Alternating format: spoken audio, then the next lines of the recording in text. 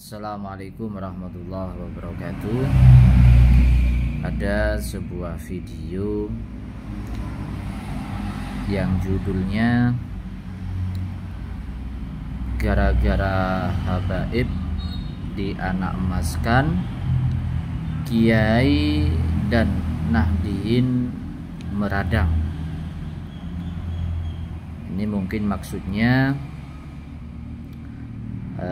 PBNU ya dianggap lebih mengutamakan para habaib daripada suara-suara kelompok-kelompok golongan yang saat ini kebetulan menggugat nasab habaib. Jadi pertama buat judul itu. Yang kedua di bawahnya gawat, Banser dan Pagar Nusa akan geruduk PBNU. Setelah saya buka videonya, itu adalah ceramahnya seorang kiai dari Klaten, yaitu Kiai Munawir. Jadi judulnya itu tidak salah ya, memang isi ceramah beliau itu menganggap bahwasannya selama ini PBNU terlalu memanjakan, terlalu menganak emaskan para habaib. Tidak tahu yang dimaksud Kiai Munawir ini anak emas dalam tanda kutip apa ya. Kalau saya pernah membahas sudah lama ya dengan teman-teman, memang sebagian atau salah satu sumber dari polemik nasab ini adalah ada sebuah hal yang membuat orang-orang ini sakit hati atau iri ya kepada para habaib yang sangat dimuliakan oleh umat Islam, bahkan sangat dimuliakan, paling dimuliakan oleh warga Nahdien. Yang orang-orang ini yang menggugat ini kemungkinan juga termasuk Kiai Munawir ini ya. Sebenarnya yang saya maksud itu golongannya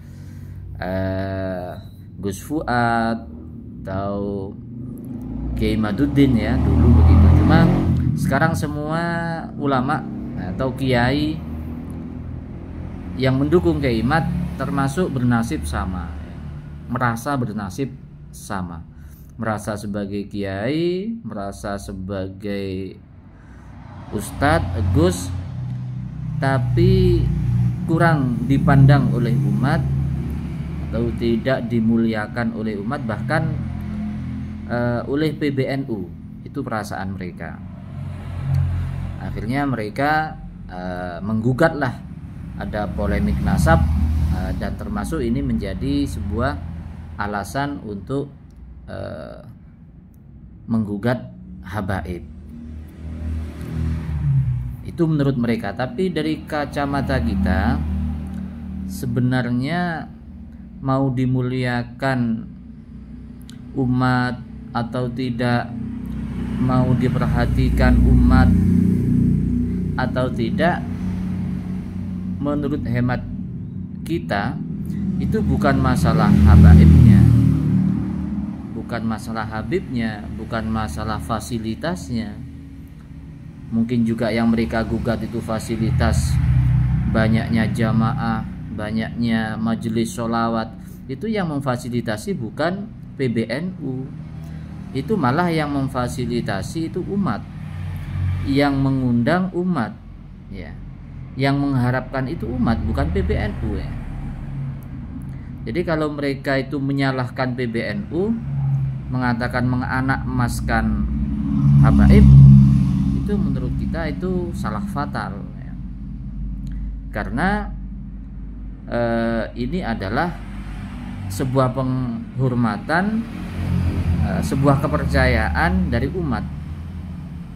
Kenapa? Karena umat merasakan ilmu yang disampaikan itu menyejukkan, lebih mendekatkan diri pada Allah, lebih mengenalkan kepada Rasulullah, lebih mengenalkan pada sholawat, pada ilmu yang akhirnya mereka di situ ada kehidupan yang mereka rasakan, bisa tenang, bisa bahagia, hidupnya bisa barokah.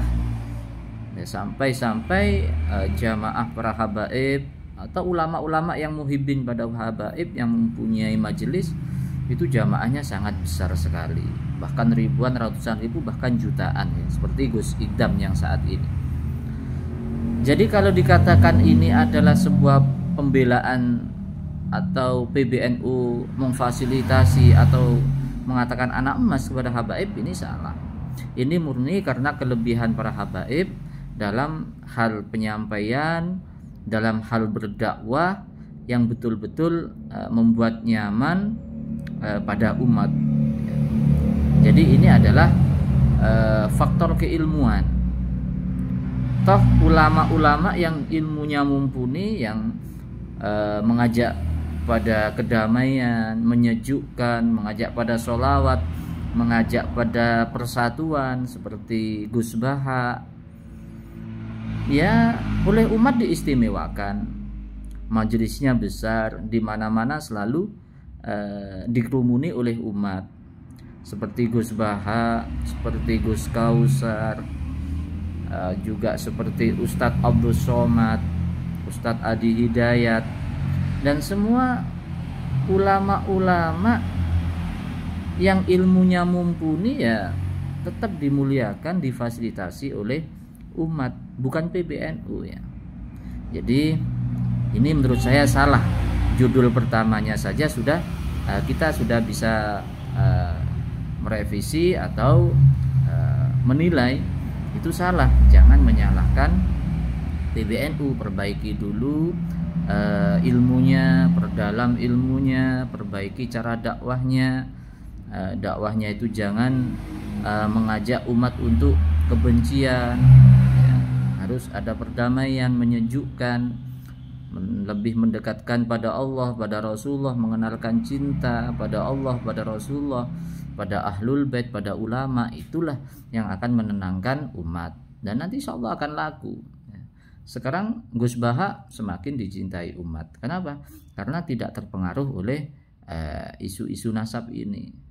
Itulah ulama yang sebenarnya, walaupun Gus Baha nggak ada di struktur NU ya, yang di struktur NU banyak seperti Kiai Zulfa Mustafa, seperti siapa kemarin itu Gus Fahrud, tetap mulia di hadapan umat karena mengajak pada apa itu kebaikan, mengajak dakwah dengan cara yang benar.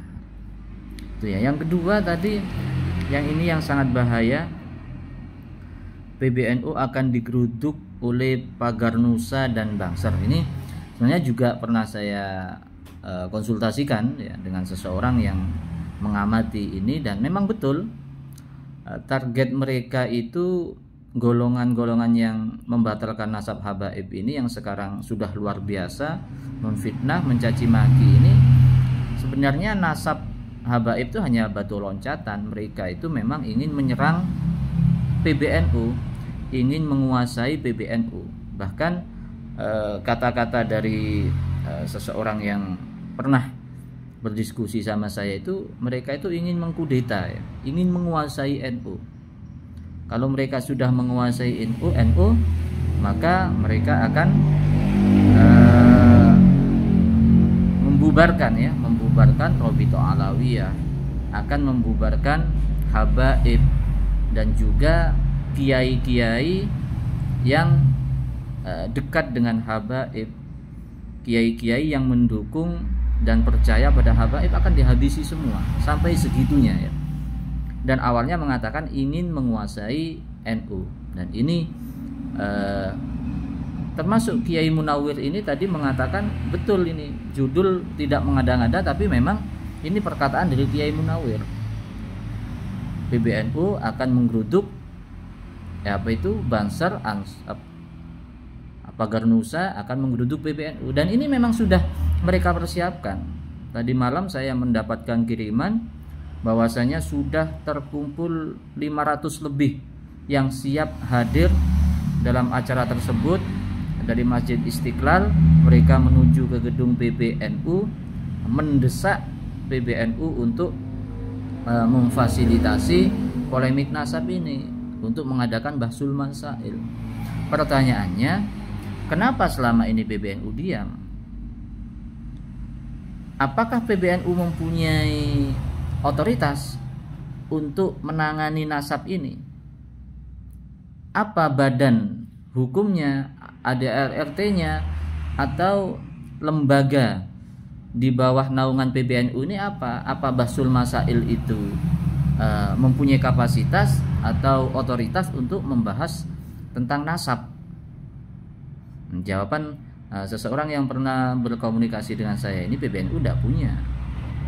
Bisa saja hanya menjadi fasilitas, cuma yang membahas itu adalah harus mendatangkan para ulama-ulama ahli nasab, mendatangkan para nakobah-nakobah, baru itu bisa. Jadi kalau PBNU selama ini diam, ya itu tidak salah. Apalagi dikatakan menjadi menanggung dosanya polemik ini tuduhan yang menurut saya kurang. Beliau termasuk sebagai khatib NU Klaten kurang memahami tentang struktur atau memahami tentang ke-NU-an. Ini bukan ranahnya PBNU. Ya inilah. Jadi kita ingat ya, dulu mungkin 2019 sebelumnya, kita kalau melihat polemik saat ini, di situ kita pernah mendengar bahwasanya Habib Rizik itu pernah mewanti-wanti ada gerakan kelompok gerakan di Nusantara ini yang ingin menghancurkan Ahlus Sunnah wal Jamaah dengan cara pertama mereka ingin menyingkirkan FPI sebagai garda terdepan untuk memerangi kelompok-kelompok yang memerangi Ahlus Sunnah wal Jamaah, khususnya para Wahabi dan yang lain. Itu adalah FPI. Akhirnya FPI, kalau FPI sudah mampu dilemahkan dan sempat dibubarkan oleh pemerintah saat itu, walaupun sudah eksis lagi, tapi mereka sudah merasa bisa membubarkan, melemahkan FPI ya. Akhirnya kalau FPI sudah mampu mereka tekan, berikutnya sasarannya adalah Nahdlatul Ulama yang akan mereka serang, yang akan mereka lumpuhkan. Karena sebenarnya ini adalah gerakan kelompok-kelompok yang ingin menghabisi kekuatan Ahlus Sunnah wal Jamaah yang menjadi kekuatan negara kita, menjadi kekuatan agama kita di Nusantara. Jadi umat Islam harus sadar dengan polemik nasab ini, siapa sebenarnya dibalik pergerakan-pergerakan yang membawa, yang menyusup, yang membawa oknum-oknum orang-orang NU sendiri.